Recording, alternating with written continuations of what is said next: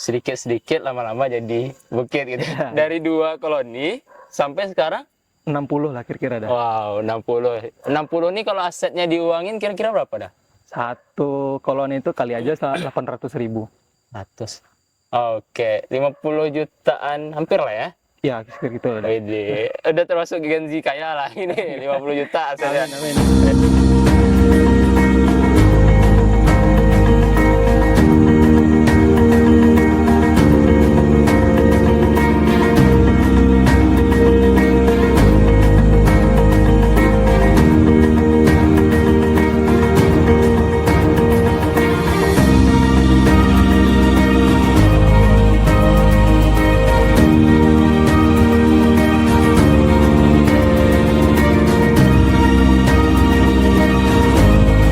Wave Beats Music.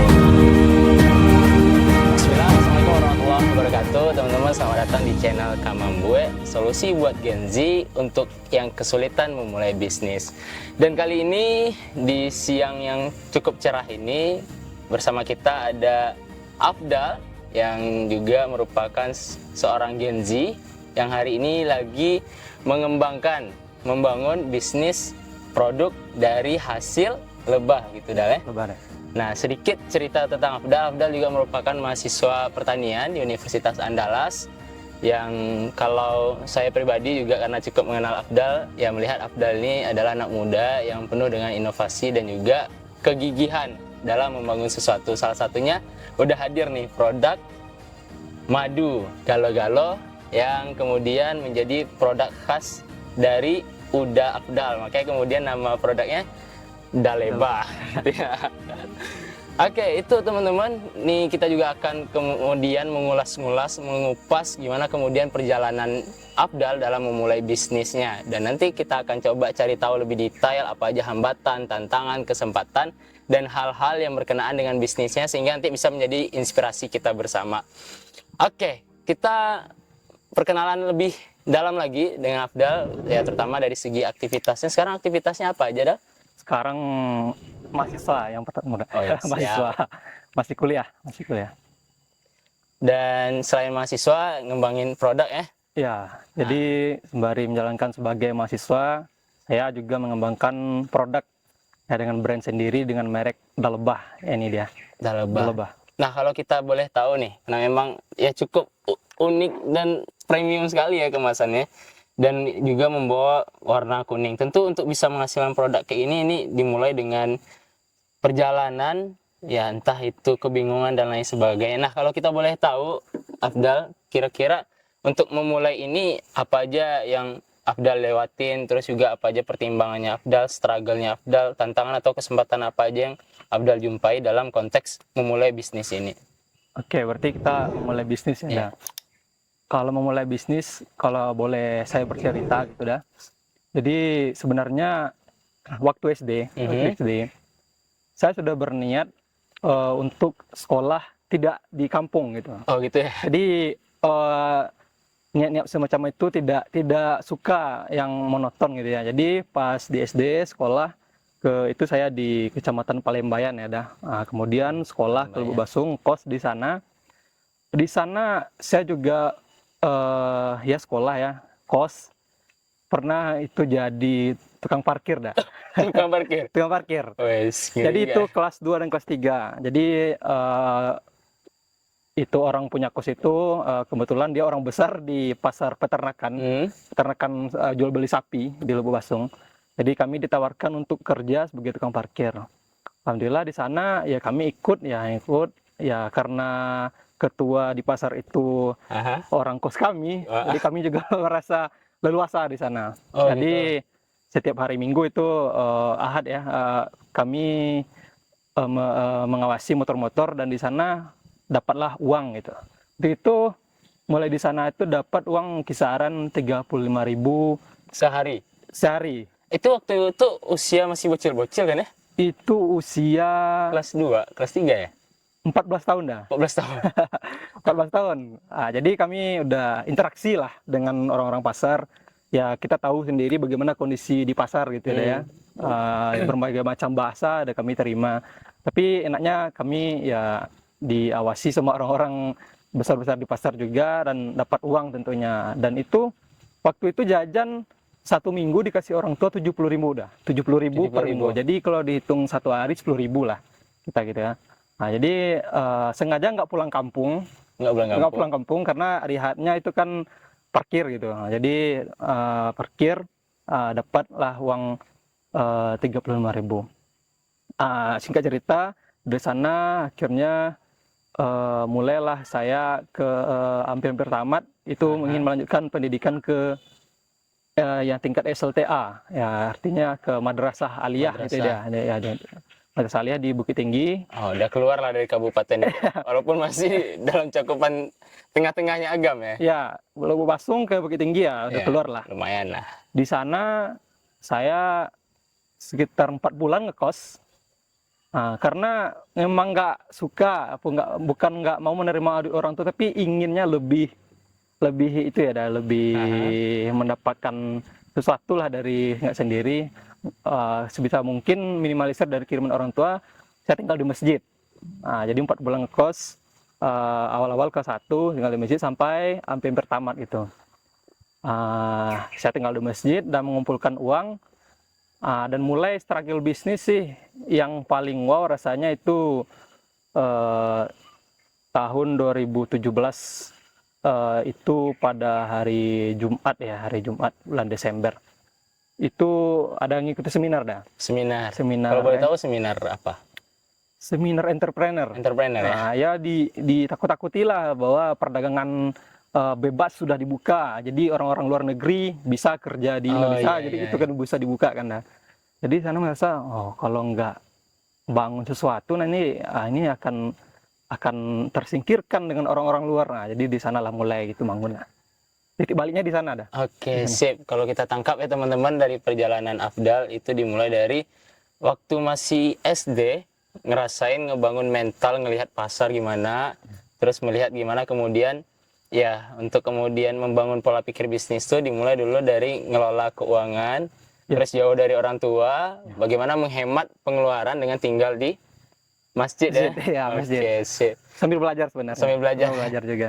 Jadi ya teman-teman, ya kita juga sama-sama bisa ambil garis bawah dan poin yang kita ambil gimana kemudian untuk membangun mental bisnis, untuk memulai bisnis diawali dari gimana kita bisa mengelola mentalitas dan juga keuangannya kita. Nah sekarang nih pertanyaan menariknya, bagaimana nih karena memang ini kan produk nggak kacang-kacang kan, pasti ada modal, ada ini. Nah gimana cara Afdal mengatur strategi finansial dan lain sebagainya di tengah-tengah yang Afdal juga lagi kuliah. Kuliah kan juga butuh biaya dan lain sebagainya. Nah kira-kira gimana tuh mengatasinya? Karena banyak tuh dari anak muda sekarang, generasi Z, itu untuk membangun bisnis, memulainya pasti yang dipertanyakannya, aku nggak ada modal, aku nggak ada modal. Nah gimana tuh menurut Afdal? Ya kalau saya gitu deh ya. Jadi sebenarnya sejak seminar itu yang tadi kami diajarkan tentang keuangan juga. Saya di sana disadar betapa pentingnya mencatat laporan keuangan. Laporan keuangan dah. Jadi kebiasaannya itu mencatat laporan keuangan. Mau tidur tuh sekitar jam 9:30 atau jam 9 catat laporan keuangan. Dan itu belum punya bisnis waktu itu. Sampai saat ini ketika punya bisnis itu ngatur keuangannya dipisah dah. Dipisah. Jadi keuangan bisnis itu dipisah dengan uang pribadi. Jadi dengan itu insya Allah sekarang aman gitu. Tapi kalau dicampur amburadul. Iya benar. Amburadul, susah kami ya. Berarti belajar manajemen keuangan juga ya berarti. Nah berarti sebelum punya produk, Afdal udah membiasakan juga untuk mengatur keuangan ya. Bulanan untuk kebutuhan pribadi, kuliah, dan juga akhirnya ini nabung ceritanya awalnya atau gimana nih sampai bisa kayak gini? Ini sejarahnya cukup menurut saya ya luar biasa. Waktu itu kan pas corona corona datang gitu, kuliah semester berapa tuh? 3 atau berapa? Soalnya corona datang dan akhirnya pulang kampung dan di sana ya di kampung karena saya dari masjid ya dari iman juga. Jadi di kampung itu sering lah kayak disuruh masyarakat jadi imam, jadi khatib gitu ya, khatib Jumat, Idul Fitri, Idul Adha, kemudian subuh gitu ceramah. Ya sebenarnya nggak rapet, cuman adalah itunya ya, ada dari jemaah yang saya nggak harap itu sebenarnya, cuman itu saya kumpulkan karena di rumah, jadi terkumpullah uang. Pas mau masuk kuliah, nih uangnya ada nih, dari ini, jadi uang itu yang saya lekatkan ke lebah ini, Oh, oke, sip. terkumpul dari sana. Jadi Terkumpul ya. cikal bakalnya ini dari Dari sana ya, ya. kegiatan Berarti selama dari corona. nabung dulu ya Dewa. Nabung. Tapi nggak saklek banget dengan modalnya harus banyak dulu baru mulai, enggak kan ya? Enggak. Ini awalnya kami punya 2 kotak. Dua botol Bukan atau dua satu kotak. kotak itu berapa botol? Itu 1 stup. Satu stok 2 stup. 2 stup itu indukan. indukan. Jadi mulai dari sana panennya. Oh, koloninya ya? Koloninya, Oh, koloni bukan produk ya. Jadi berkembang, ya kami kembangkan terus. Jadi kami memang karena uangnya dipisah tadi, adalah diputar-putar terus. Sampai sekarang ya udah 60 kotak lah. Ah, Koloni. sedikit-sedikit lama-lama jadi bukit gitu. Iya. Dari 2 koloni sampai sekarang 60 lah kira-kira dah. wow, 60. 60 nih kalau asetnya diuangin kira-kira berapa dah? 1 koloni itu kali aja 800.000. 100. Oke, 50 jutaan hampir lah ya. Ya, sekitar gitu lah. Wede, udah termasuk Gen Z kaya lah ini, 50 juta asetnya. Amin. Ya, amin ya. Menarik ya, Dal ya. Dan sekarang kalau kita bicara masih dalam konteks memulai bisnis, yang juga menjadi kekhawatiran Gen Z itu untuk memulai bisnis adalah resiko ke depan. Apalagi memang generasi Z nih ya, yang masih banyak kuliah, tentu dia ngerasa resiko banget nih harus ngorbanin mungkin waktu kuliah, waktu istirahat, sampai pada akhirnya meresikokan menghadapi resiko-resiko di bisnis. Nah, kira-kira bagaimana untuk kita sebagai Gen Z, sebagai pengusaha muda untuk kemudian mengelola dan meminimalisir resiko dalam bisnis? Ya, kalau risiko ini sebenarnya hal yang pasti gitu. Kalau kita memutuskan jadi pengusaha gitu, ya berwirausaha hal yang pasti sebenarnya. Ya, sebenarnya kalau bagi saya sebelumnya sudah banyak sih resiko-resiko. Produk-produk yang sebelum ini banyak nih bisnis belakangannya yang gagal. yang gagal ya? Ini yang ditampilkan Oh, gagal gitu. banyak gitu. Dah. Oh iya. Jadi ya yang pasti itu kalau kita dagang ya dah, karena memang ini penolakan itu pasti. Penolakan gimana kita itu melawan diri sendiri, artinya kemalasan, harus disiplin dan kita harus memang kuat gitu. Karena untuk memanajemen risiko ya untuk saat ini ya di bisnis saat ini itu belajar sudah sama, khusus pada lebah nih belajar sama ahlinya gitu. Jadi ilmu-ilmu di sana membantulah bagi saya untuk meminimalisir risiko. Tapi kalau saya kurang ilmu kayaknya ini banyak nih kegagalan-kegagalannya terjadi gitu. By the way, ini produk yang berhasil ini boleh dicoba nggak nih? Boleh dah. Oh boleh. Ini ada sendoknya dah. Oh ada sendok ya. Oke, karena kita di alam kita Iya, pakai daun ya daun. sendoknya ya. Jadi ini lebahnya lebah sejenis lebah galo-galo gitu ya? Ya, lebah galo-galo jenis Heterotrigona itama dah. Sedikit dong khasiatnya untuk Gen Z barangkali, Oh, khasiatnya ya. atau untuk produsen, untuk konsumen maksudnya. Kalau madu lebah galo-galo ini ya keunggulannya itu propolisnya tinggi dah, kandungan propolis. Jadi propolis ini sebagai antioksidan lah, artinya sebagai anti kanker juga bagus lah gitu kan. Kemudian kalau ada penyakit lambung gitu ya, penyakit lambung, asam lambung, tukak lambung yang luka karena propolis ini kandungannya tinggi, jadi bagus ini minum madu ini dah. Juga nanti bisa juga untuk stamina dah tentunya. Stamina. Stamina boleh dicampur dengan jahe, kunyit, Oh, gitu dan rempah-rempah lainnya, bagus kan. Jadi lebih kuat kita gitu ya. Sudah.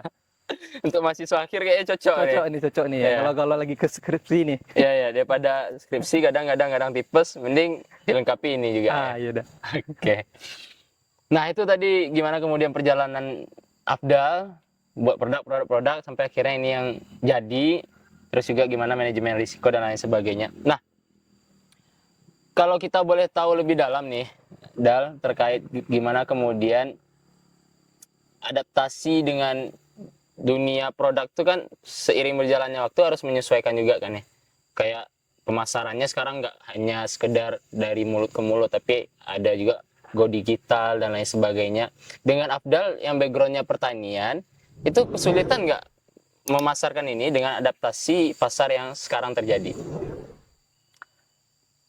Di awal-awal ya dah. Ya, di awal ya. Karena kami belum menentukan itu segmentasi pasar. Oh gitu ya. Segmentasi pasar ini artinya kita nggak bisa menjual produk ke semua orang gitu. Jadi kami tentukan produk-produk kami ini tujuannya itu ke orang-orang yang sudah berkeluarga yang di atas umur 30 tahun sebenarnya ada. Aha. Tapi untuk pemasaran tetap kami apakan dengan digital karena juga kami melihat Gen Z ini ya, terutama kaum muda, ada yang beli itu karena untuk orang tuanya dah. Jadi Oh. mereka sebagai perantar informasi lah. Oh iya. Walaupun iya. mereka nggak konsumsi ya, jadi intinya untuk orang tuanya. Jadi kami juga memanfaatkan teknologi ya, itu ada dari Instagram, Oh ada Instagramnya ya? TikTok, YouTube, dan Facebook gitu ya. TikTok, YouTube, Facebook dengan nama Dalebah Ada platform semua. underscore Ya, farm. ya. Oke, Nah, sip. jadi di sana kami mengedukasi dan mengkolaborasikan bahwa di perlebahan ini bisa dilihat aktivitas dari hulu sampai hilir gitu.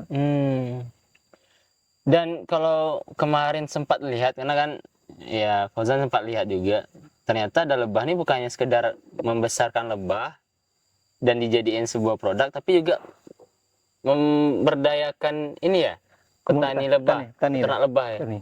Nah itu gimana ceritanya? Apakah peternak lebah itu mau ikut dengan Dal yang Gen Z? Karena kan usianya di atas ya. Betul, betul dah. Dan ya ibaratnya kita baru anak kemarin sore yang lahir gitu.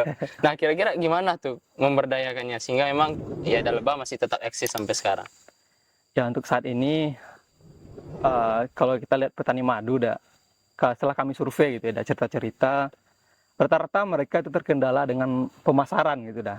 Pemasaran. Jadi produk mereka ada gitu kan. Nah, jadi produk mereka ada tapi tidak tahu cara jualnya gimana gitu. Jadi kami kolaborasikan lah karena kami memang di bidangnya pemasaran. Nah, jadi kolaborasikan nanti sesuai dengan standar produk kami. Jadi semacam ada SOP lah dari produk, mulai dari panennya, beberapa panennya, kualitas madunya bagaimana dan jenis bunga-bunganya apa. Nah, itu yang akan kami berdayakan. Jadi di sana kami juga punya farm dan juga bermitra dengan petani madu. Jadi kami ambil madu mereka dan kami jual gitu. Oh gitu. Berarti konsepnya adalah bermitra, tapi yang punya koloni yang Ada ya peternak itu ya. peternak ya. Kami juga ada. Jadi sebagai anak muda kita bantu memasarin Masuk memasarkan Oke, dengan oke. standar kualitas produk sesuai dengan kita. sesuai gitu. dengan kita, Ya. sehingga ya Dalebah masih tetap eksis dengan rasa yang sama dan bermanfaat sebagaimana betul. mestinya gitu ya. betul. Menarik memang ya anak muda tuh kalau memang mau punya bisnis atau bangun bisnis nggak boleh hanya untuk diri sendiri, tapi juga untuk sekitar dan kalau bisa memberdayakan yang lain juga sehingga kita berdaya bersama gitu ya. Nah, sekarang kita masuk pada sesi gimana kemudian cerita juang Afdal gitu kan ya. Ya berlepas dari background keluarga ataupun kita yang masih kuliah dan lain sebagainya, apa pengalaman juang dalam memulai Dalebah ini yang kemudian ada hikmah di balik itu tuh yang membuat Afdal merasa bersyukur banget? Ada nggak kira-kira? Kalau pengalaman yang paling berharga ya, itu dari madu sebenarnya. Awal-awal kami agak pesimis juga karena kami kan di pertaniannya kan, di hulunya gitu mulai kan, ya ada lebahnya yang mati, ada lebahnya yang Lebahnya ada juga matinya gitu. ada karena dia ngisap entah racun, dia isap entah apa gitu. Di pertanian gitu ada orang nyemprot Lagi saku. pestisida. Ya, Salah mati. deh ya. Jadi ya mati satu koloni ruginya ratusan Oh. ribu gitu dah, frustasi lah. Tapi yang membuat kami itu tetap semangat, ada satu orang nenek-nenek itu ya, dia sakit 10 hari di rumah sakitnya. Akhirnya kami karena obat rumah sakit dia nggak cocok atau gimana, nggak ada perubahannya, kami kasihlah madu lebah ini lebah galo-galonya Ini Alhamdulillah. ketemunya di mana neneknya? Di sebuah rumah kah? Di jalan atau? Di rumah sakit. Di rumah sakit. Di rumah sakit. Oh, di rumah Nah, sakit. di 10 hari Jadi ketemunya dan ini kami berilah, cobalah ini produk lebah galo-galo gitu kan, dikasih gitu dah. Alhamdulillah dia konsumsi rutin dan dia sehat gitu dah. Dan Oh, gitu bayangannya ya. waktu itu susah sembuh kan, dia sehat dari sakitnya. Dari sana dia sangat terima kasih sekali dan setelah itu dia yang promosiin ke teman-temannya dan banyaklah orang yang Di membutuhkan. circle nenek-nenek. Nenek-nenek. Gitu ya. Karena kami banyak membutuhkan, orang-orang sudah mulai tergantung ya kepada produk ini, jadi kami nggak mau sia-siakan lah mereka gitu nah. Jadi kami bantu dengan produk ini. Kalau boleh tahu, waktu itu nenek-neneknya ini dialognya gimana? Dah lebah nih, hadir untuk bantu nenek-nenek itu atau gimana? Enggak ada, dia sakit, cuman ditaruh aja di meja itu, dia sakit itu, nah dikonsumsi kayak itu aja. Setelah dia sembuh dia baru sadar, ini madu apa nih gitu. Oh gitu. Ya. Rasanya kok beda nih gitu. Beda.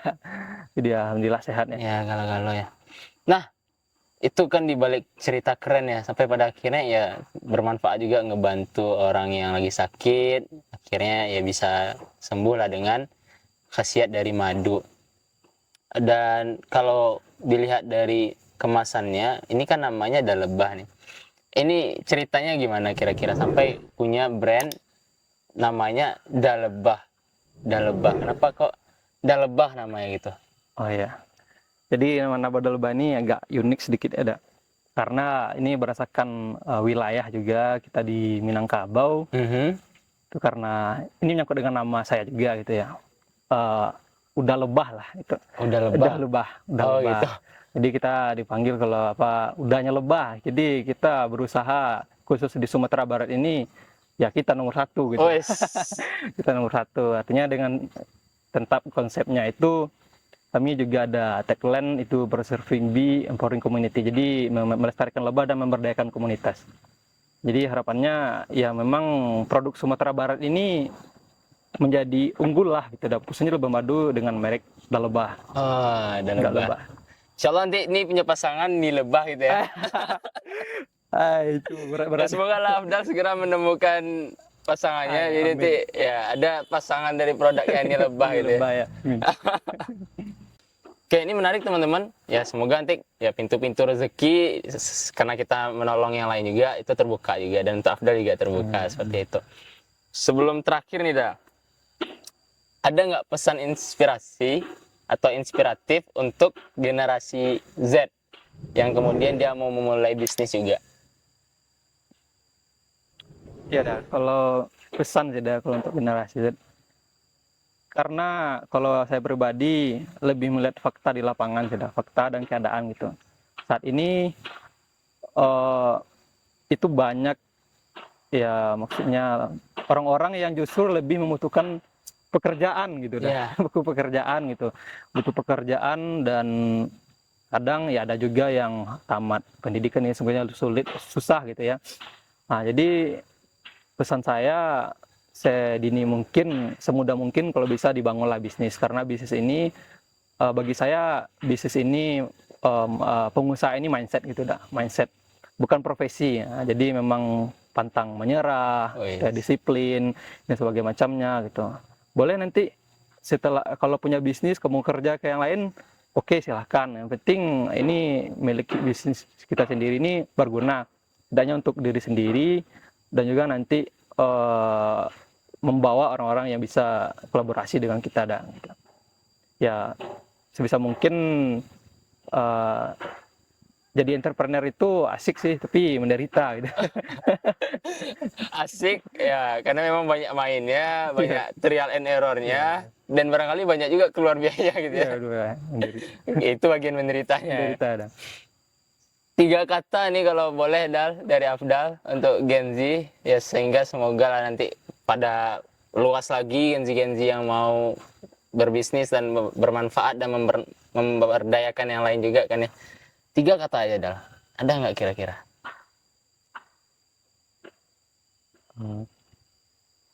Sekarang mulailah bisnis. Sekarang mulailah bisnis.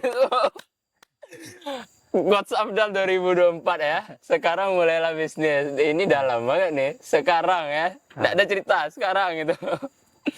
Oke. Ya barangkali waktu kita udah sampai pada limit-limit akhir. Gimana ceritanya Afdal dalam memulai bisnis, teman-teman? Ya dari awalnya, kemudian dari kecil memahami gimana konsep pasar, gimana konsep manajemen keuangan, sampai pada akhirnya buat produk. Jadi deh yang memang jadi. Ya perjalanannya juga cukup panjang sampai pada akhirnya juga memberdayakan masyarakat di Sumatera Barat, khususnya memang petani dan peternak lebah. Ya kita doakan juga bersama, semoga memang Afdal selalu sukses ke depannya. Dan Dalebah bukan hanya memberikan produk yang sehat untuk kemudian dikonsumsi banyak konsumen, tapi juga bisa bantuin lebih banyak petani dan peternak khususnya di Sumatera Barat. Itu aja barangkali teman-teman, semoga nanti 3 coach tadi dari Afdal sekarang mulailah bisnis itu bisa kita terapkan dalam kehidupan kita generasi Z.